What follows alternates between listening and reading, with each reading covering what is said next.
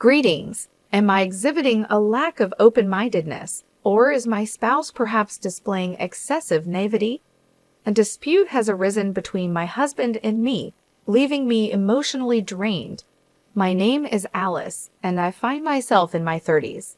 My husband, Martin, and I share the responsibility of raising our daughter, Mia, who is on the verge of entering the 3rd grade.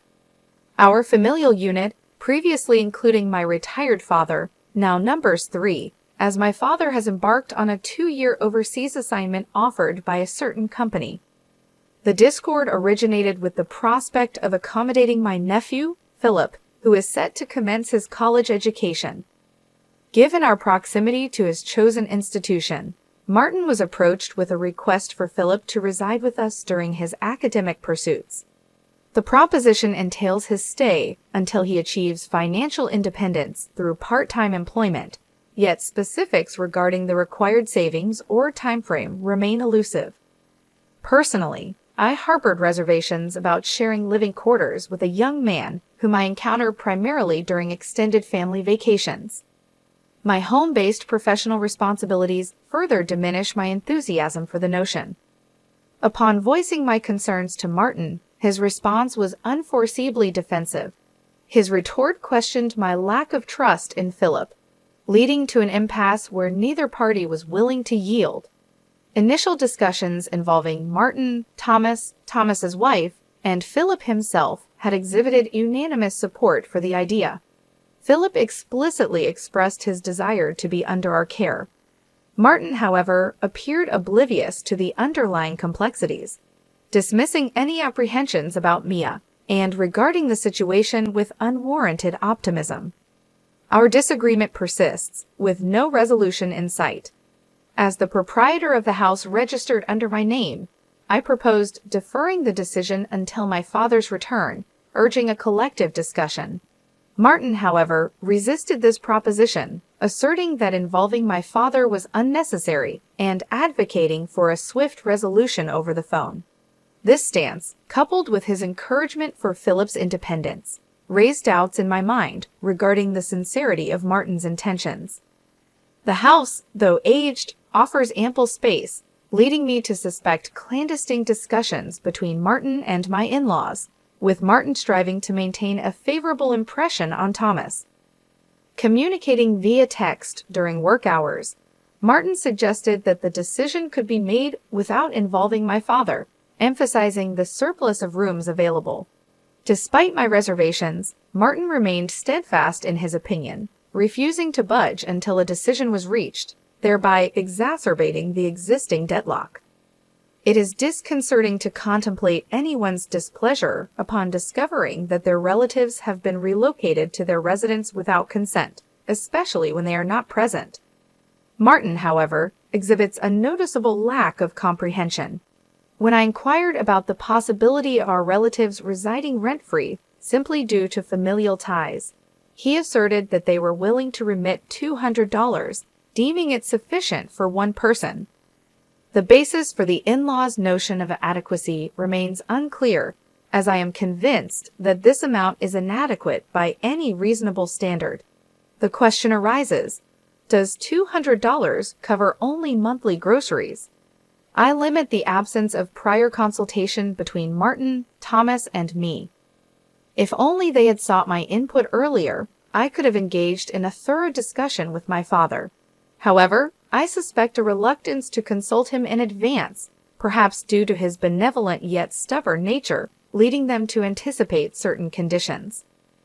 My apprehensions deepen as I entertain the thought that clandestine machinations have been underway since they learned of my father's overseas assignment. Seeking counsel, I decided to confide in a trusted confidant, my close friend Rosalie, a relationship spanning back to our middle school years.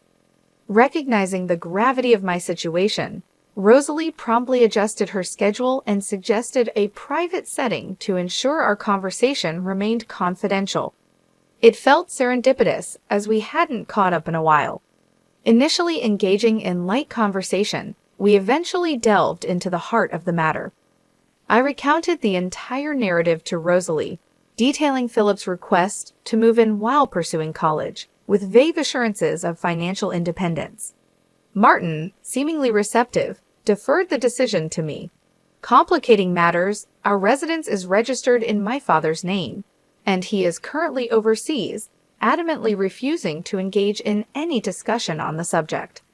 In addition to these complexities, I have the presence of my daughter Mia at home, and the prospect of accommodating a male relative who is essentially a stranger leaves me uneasy. Given that the house is registered under Dad's name, securing his approval is undoubtedly imperative.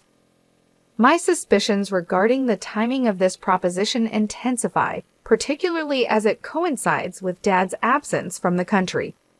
Overwhelmed with emotion during our conversation, tears clouded my ability to articulate my thoughts comprehensively. Nonetheless, Rosie, my attentive confidant, offered unwavering support. With occasional back rubs and gentle encouragement, she urged me to continue sharing. Rosie, after absorbing my account, proffered her insights and counsel. Emphatically, she advised seeking Dad's input before making any decisions. She admonished me for contemplating acquiescence after the fact, highlighting the importance of Martin and Thomas respectfully requesting this favor. Addressing the absurdity of a $200 rent, she questioned the lack of clarity on shared responsibilities such as cooking, laundry, and utilities. The prospect of shouldering these burdens, especially with Martin's frequent work-related absences, raised valid concerns. Whether Martin was cognizant or oblivious to these considerations remained unclear. Rosie, in support of my perspective, pledged assistance if needed, expressing genuine understanding. Buoyed by this interaction, I resolved to discuss the matter with Dad. Martin, however, preempted my decision with a text, absolving himself of responsibility and leaving the decision to me. In response, I firmly conveyed my decision to decline. Martin, perplexed, challenged my rationale, insinuating an aversion to inconvenience. His response, devoid of coherence, aligned with Rosie's earlier assessment, a lack of genuine commitment to assuming responsibility.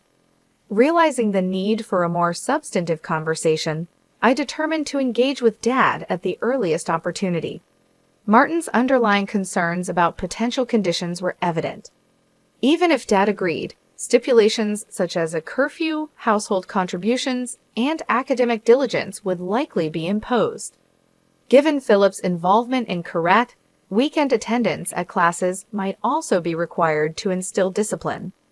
Failure to meet any of these conditions could prompt Dad to insist on Philip's immediate return to his home country.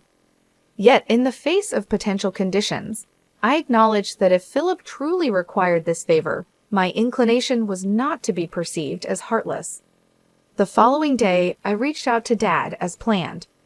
Understandably uncomfortable with the notion of someone residing in his home while he was away, he refrained from granting permission. Instead, he proposed involving a real estate agent to facilitate an alternative solution. After concluding my call with Dad, Martin returned home, coincidentally with Thomas, who happened to be in town on business. Seizing the opportunity, I relayed Dad's stance, stating that we couldn't accommodate Philip, but suggested seeking the assistance of a real estate agent to find him suitable accommodation. My directness provoked fury from both Martin and Thomas, who were evidently incensed by the change in plans. They expressed frustration, asserting that their relocation plans were imminent. Martin, in a fit of anger, questioned the need to involve Dad in the decision-making process. As Mia attempted to intervene, Martin's response escalated to the point of physical aggression. In a protective gesture, I interceded, only to be met with a forceful kick to the chest. While I feigned a retaliatory punch, I never intended harm. Martin, deflecting blame, asserted that Mia's fall was solely my fault, attributing 90% of the blame to me. Expressing bewilderment at the sudden upheaval in our harmonious cohabitation, Martin left for his parents' house. Parting with a defiant declaration, he warned against characterizing him as changed or abusive, shifting blame to my actions. Despite Mia's relatively minor injuries, my chest pain persisted, prompting a hospital visit the next day. A broken rib was diagnosed, and a medical certificate was obtained. Concerned for our safety, I requested my aunt's presence and took basic security measures, installing a simple lock. Life has undergone a drastic shift, with Martin opting to commute from his parents' house. He conditions his return on my apology and convincing Dad to allow Philip to stay. However, my sentiments towards Martin have cooled considerably. I believe cohabitation could be manageable if Thomas allowed us to live separately with occasional assistance.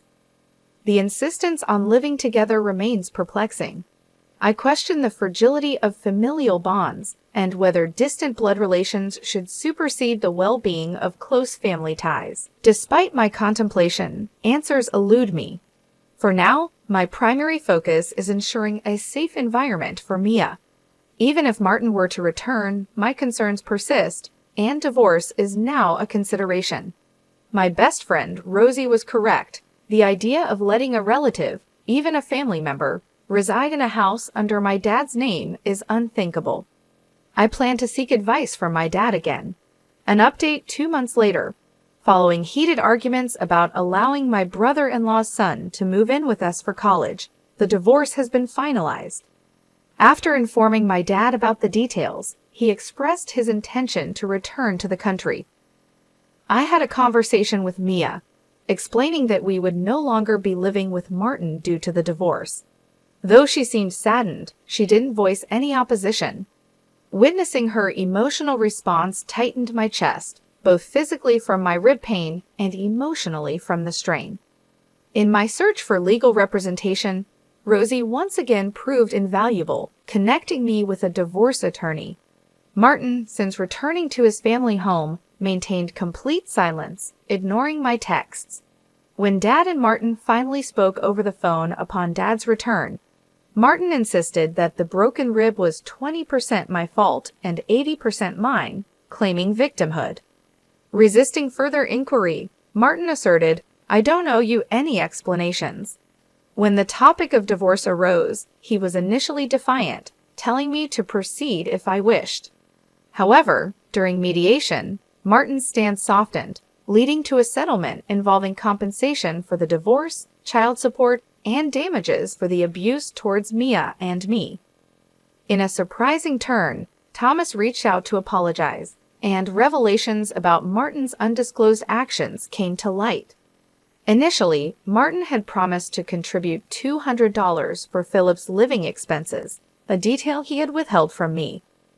As it turns out, Martin was in discussions with his in-laws about them providing him with approximately $800. In essence, he was attempting to siphon off funds from them, explaining his vehement insistence on having us all live together. While Martin enjoyed golfing, a seemingly expensive hobby, I believed he was managing within his personal budget. The revelation that he harbored a love for gambling, particularly horse racing, dating back to his college days, came as a shock. Neither during our dating nor after our marriage did he display any signs of this inclination. Unbeknownst to me, he had been secretly accumulating debt, amounting to around $20,000, which left me stunned. Upon learning this, Thomas understandably expressed fury, condemning Martin for taking advantage of their kindness and exhibiting far worse intentions. Thomas questioned how Martin could resort to violence and emphasized that his change in behavior likely stemmed from the fear of his debts becoming public knowledge. When Thomas confronted Martin, he proposed a solution.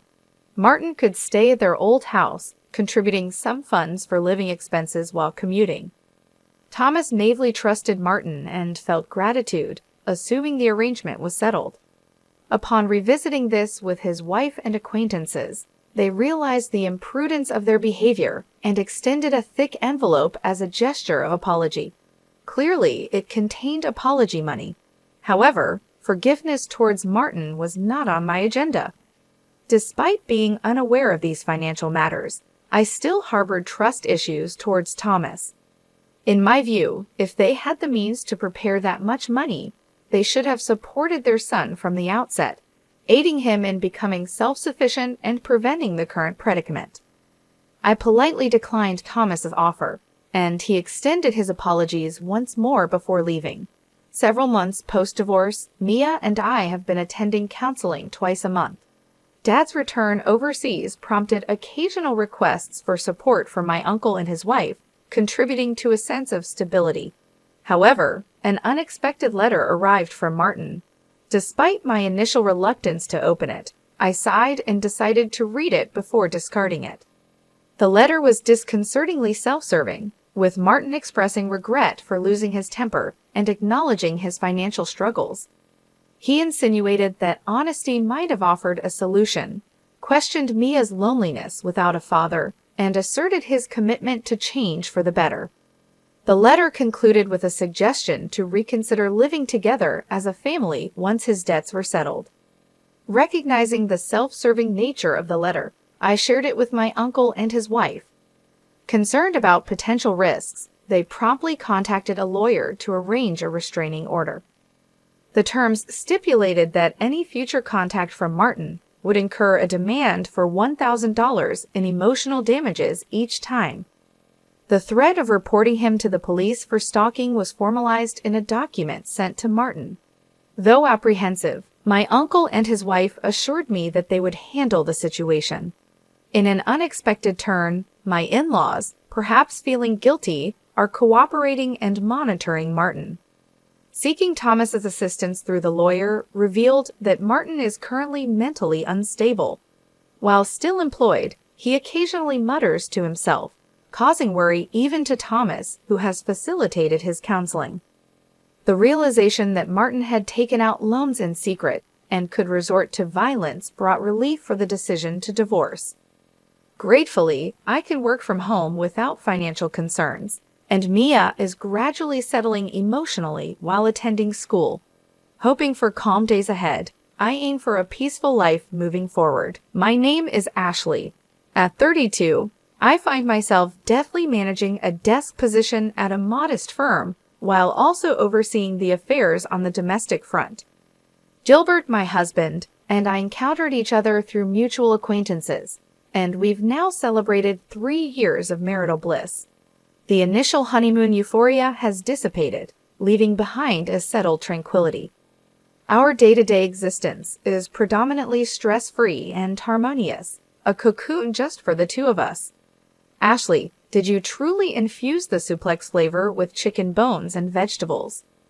My sincere apologies, but the entrance and the bathroom were not attended to with the meticulous care they deserve, revealing an aspect of upbringing that warrants consideration. Are you paying attention? During the summer hiatus, I found myself obligated to sojourn at my in-laws, where I assumed a role akin to a servant under the scrutinizing gaze of Carolina. Each respite brought forth a litany of critiques, a ritual that seemed to accompany every significant break. I perceived it as a norm, considering the challenges encountered by friends with their own mother-in-law dynamics. Patience, I believed, would eventually quell these discordant moments. Around that juncture, Robert, Gilbert's brother, entered matrimonial bonds. Robert, a reserved gentleman in stark contrast to the more effervescent Gilbert, welcomed into his life Sarah, a youthful and modern beauty 12 years his junior.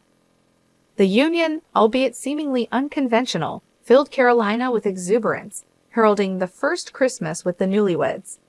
As they were occupied with work until Christmas, the plan was for Robert and Sarah to join us then. Consequently, I found myself extending my stay at the in-laws' abode from Christmas Eve onward. This decision, however, intensified Carolina's zeal to delegate tasks and oversee preparations for the impending festivities. Are you still engrossed in cleaning? At this rate, Christmas will arrive before you complete your chores. Hurry and prepare the gratin, she chided. Oh, I can hardly wait for tomorrow. She's my son's young wife, and I must acquaint her with the intricacies of our traditions, she added with evident anticipation. Observing Carolina's fervor, I sighed in silence, a sympathetic witness to the impending induction of Sarah into the fold. On the morrow, I endeavored to assist Sarah, offering empathy rather than sheer jubilation at our shared circumstance. Around noon the next day, Robert and his wife Sarah made their entrance. Despite Sarah's seemingly flamboyant demeanor, her demeanor exuded courtesy and left a favorable impression on me. In contrast, Carolina appeared preoccupied, diligently searching for any lapse on Sarah's part. First impressions, it seemed, held paramount significance. Ashley swiftly served the coffee and commenced preparations for the Christmas feast. "And you, Sarah, follow suit," Carolina directed, prompting a startled reaction from Sarah. "A son's wife belongs in the kitchen, doesn't she?" she added, guiding her son and his wife with a stern look.